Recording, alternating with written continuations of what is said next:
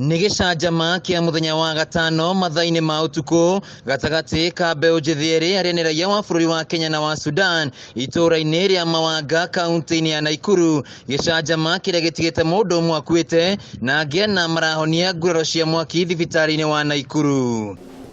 Rĩu ngucanio ĩno ĩcũngĩrĩirie thĩna gatagati ga thirikari cia mabũrũri maya merĩ, o mĩcemanio ĩgĩthiaga na mbere gũtabanio ya gwetha kĩhonia kĩa ndũgamano ĩno. We received 5 young men on Saturday morning, that was around 3 a.m.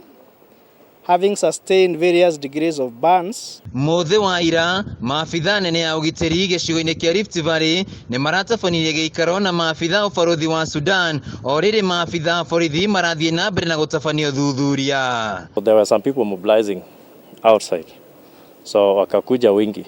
So when they came there, so they start to throw us stones.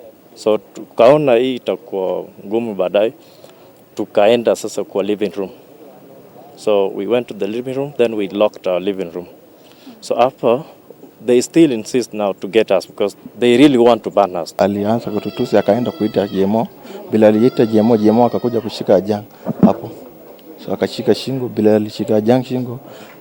Sasa ni ndo vita ile. Akiaria na andĩki a mohoro ceceni-inĩ ya borithi ya Naikuru, Andrew kuola guo kũrĩa nĩ abitha wa ũbarũthi wa Sudan gũkũ mũciĩ-inĩ wa Nairobi, orĩtie gũkorwo na thayũ, akĩranĩra atĩ ndeto ĩno nĩ yoetwo na njĩra ĩrĩa yagĩrĩire. We have heard as the embassy, the briefing from the community here, they told us that 2 people were fighting, the feast fighting, the hen fighting, and when South Sudanese was overwhelmed, he ran into the house and found other siblings were sitting in that house.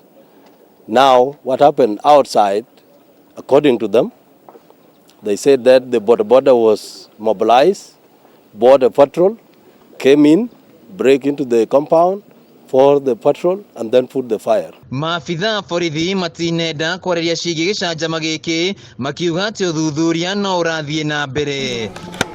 Handũ-inĩ ha Kameme TV, njĩtagwo Wainaina wa Kĩarie.